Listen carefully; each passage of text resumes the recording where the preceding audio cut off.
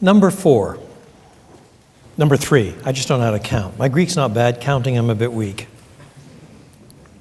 So the ways forward, preach Jesus. And then secondly,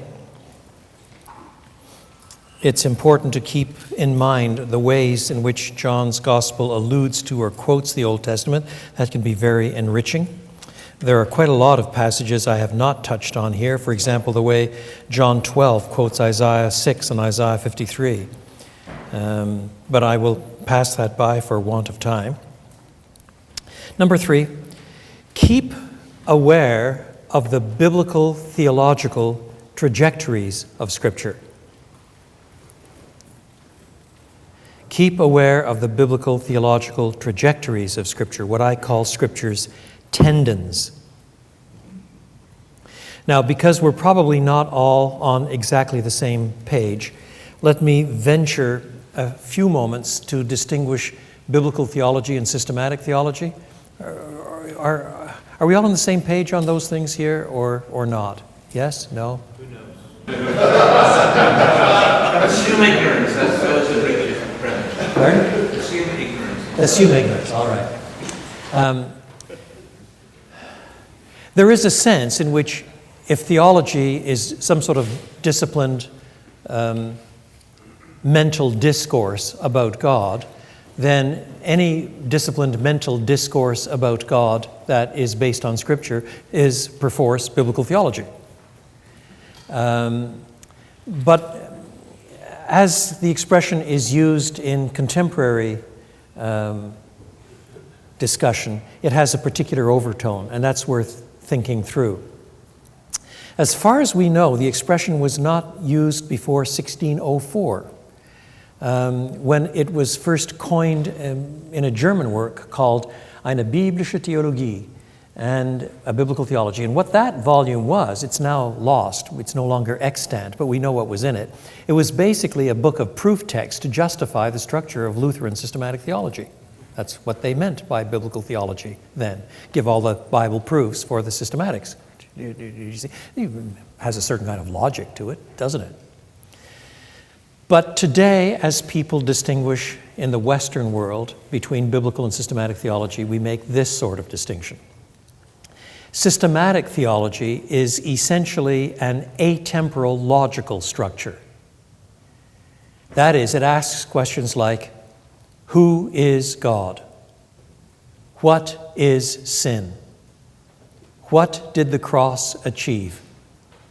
How has God disclosed himself? That is, these are generic questions that you try to answer out of the whole of biblical revelation. Do you see? As opposed to questions like, what does the book of Zechariah contribute to the canon? Or, what fresh thing is said about the doctrine of God or illustrated in the doctrine of God in Isaiah's treatment of God, for example, or whatever. In other words, it's interested in the totality and therefore organizes itself not in canonical ways primarily, but primarily in terms of logical structures. So most systematic theologies, some are venturing into new ways nowadays, they begin with an introductory chapter on revelation and epistemology, how you know what you think you know, and so on. Then there's a doctrine of God, and eventually there's a doctrine of sin, there's a doctrine of Christ, divided into person and work, and so on, so on, so on. That's eventually you'll come to the doctrine of the church and the doctrine of last things. And it usually ends up with the doctrine of last things, surprise, surprise. And so it's a logical organization, do you see? Whereas biblical theology today is a category that's used for one of three kinds of things. But all three are grounded in the fact that a temporal ingredient has been added to our reflection. Instead of a total, after-the-fact, large-scale logical analysis that is essentially atemporal, that's systematic theology, biblical theology is interested in the development of thought across time. It's temporally related in three ways. Number one, that means it is interested in the particular theological structures and contributions of individual books and corpora. So you want to know the theology of John's Gospel or the theology of the Johannine Corpus. You want to know the theology of Exodus and or the theology of the Pentateuch. You want to know the theology of Mark and or the theology of the Synoptic Gospels. But in each case, you're looking at a book or a corpus and asking how that fits into the rest of the canon, and asking it not only logically, how does it fit in logically, but how does it fit in across the progress of redemptive history? So you're interested in what was written before what, do you see? What does John's Gospel contribute across the pattern of redemptive history? That's the first use of biblical theology. Second, biblical theology likes to focus on what I've just referred to as the trajectories or the tendons of Scripture that comprise about 20 big themes that run more or less right through the entire canon. Themes like temple, sacrifice, covenant, priesthood, creation, new creation. Some on the border categories: spiritual renewal, revitalization, revival, reformation, and so on. About 20 of them. And another 50, 60, 70 small ones that go through parts of the canon. And so biblical theology, precisely because it's interested in time, is interested in tracing out how these themes develop across time in Scripture. Where does the theme of temple come from? Where does it go, and what's it doing at various stages? And how does it end up? What does the theme of kingship start? How does it run through the Scripture? How does it develop? How does it end up? And that's the second use. It's following these trajectories, these tendons, these biblical theological themes. The third use is in some ways a marriage of the first two. That is, it's interested in the theology of a particular book, but then once it's sort of looked at the book, let's say the book of Daniel, and it's wrestling with the theological structures and priorities and so on of the book of Daniel, but then it also asks at the same time, what is Daniel himself leaning on from antecedent revelation? In other words, assuming that Daniel is really written about the 6th century, then what does Daniel read? How is he leaning on Deuteronomy? How is he leaning on the earlier prophets? How is he leaning on Israel's antecedent history? What are the trajectories that have gone into Daniel? And then it also asks, how is Daniel used subsequently? In particular, how is it used by the New Testament? So you're interested, therefore, not only in Daniel as a book, but how Daniel uses antecedent revelation and how it itself is used in further revelation. Do you see? Now, obviously, these different categories are not held out in hermetically sealed off containers so that no approach to Scripture can mesh with any other approach to Scripture. They all overlap in some measure or another. But it's worth distinguishing those kinds of things. Each can help us see things that are truly there in Scripture that you might not see otherwise. For example, take the doctrine of God. It is right to ask, what does the Bible say about God? How can I give a fair summary of it?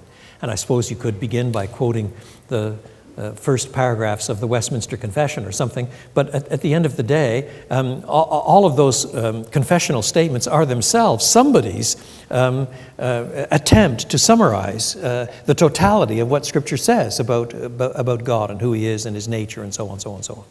But it's also worth asking, what does Isaiah contribute to the doctrine of God? And then you can't help but remember that many, many times Isaiah 45 and following say that God is the only one who knows the end from the beginning and brings it to pass. The pagan gods can't. They don't know. They can't predict the future. But God knows it all. So it contributes massively, for example, to the doctrine of God's omniscience. Now, it's not the only thing it contributes, but it contributes to that pretty substantially. Whereas 1 John doesn't do that.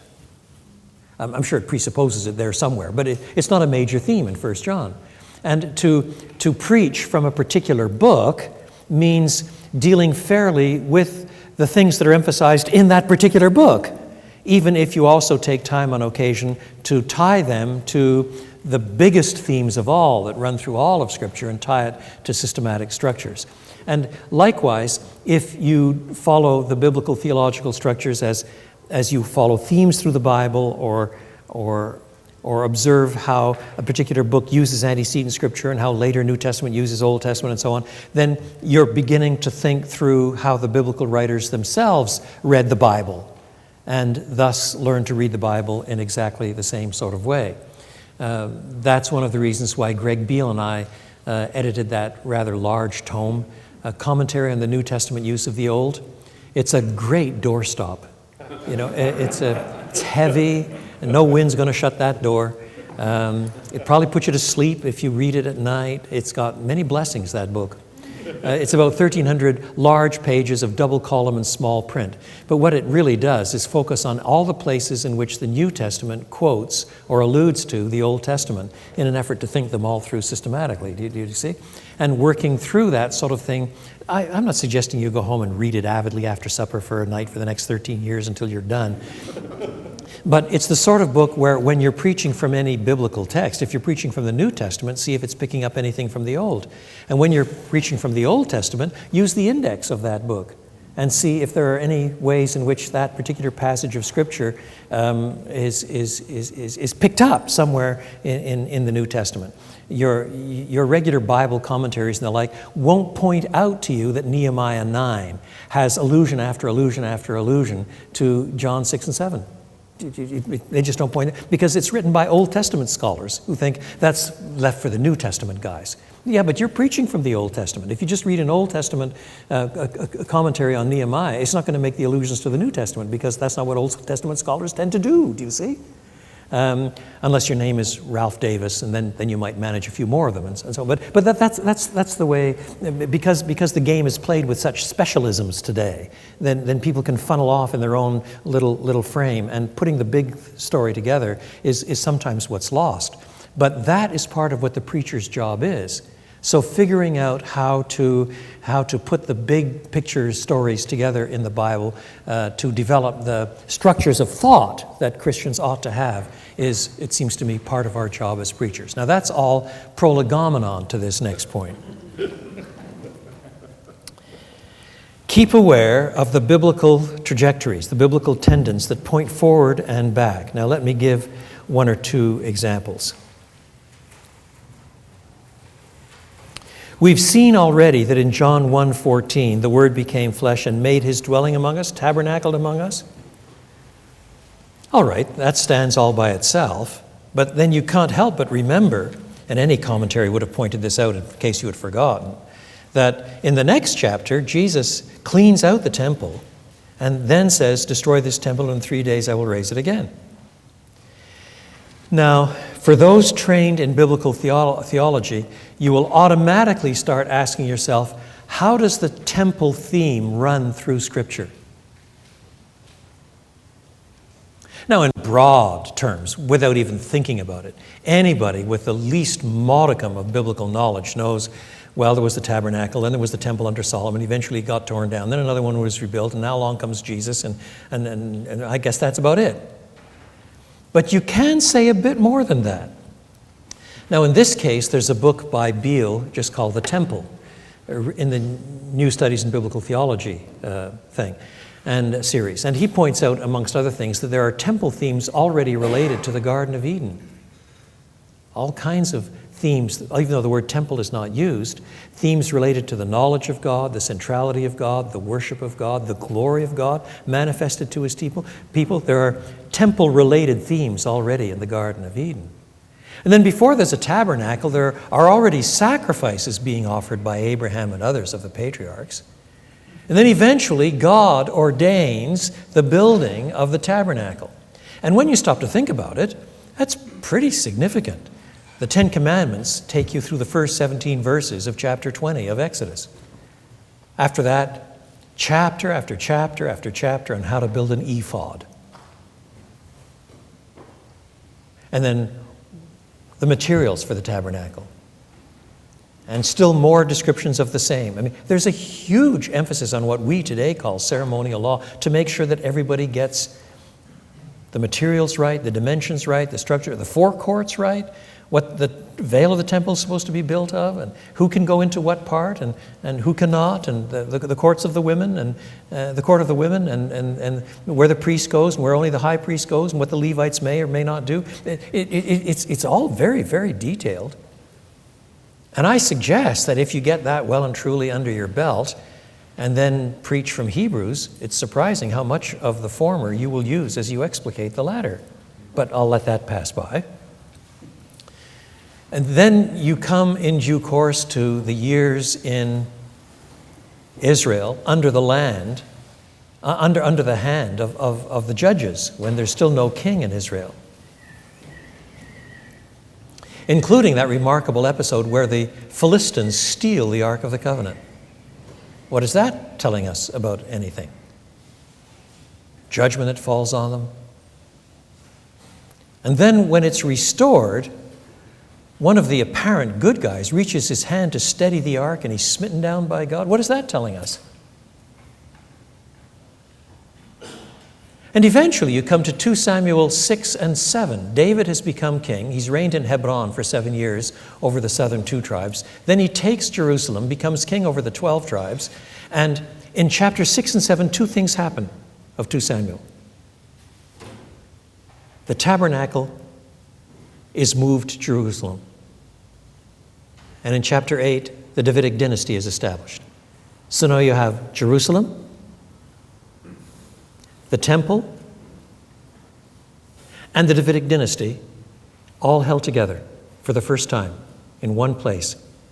And all of the subsequent biblical symbolism of Jerusalem, New Jerusalem, rebuilding of Jerusalem, Jerusalem coming down out of heaven, it's bound up with these notions of the ideal city, the city of the great king, the city of the Davidic dynasty, and the city of the temple, where God not only manifests his glory, but where sinners actually can meet God on the basis of the sacrifices that he himself has ordained.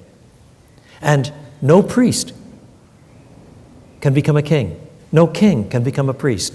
We'll deal with that with respect to Melchizedek a bit on Sunday night, God willing. These are structures that are built into the very thought of the Old Testament.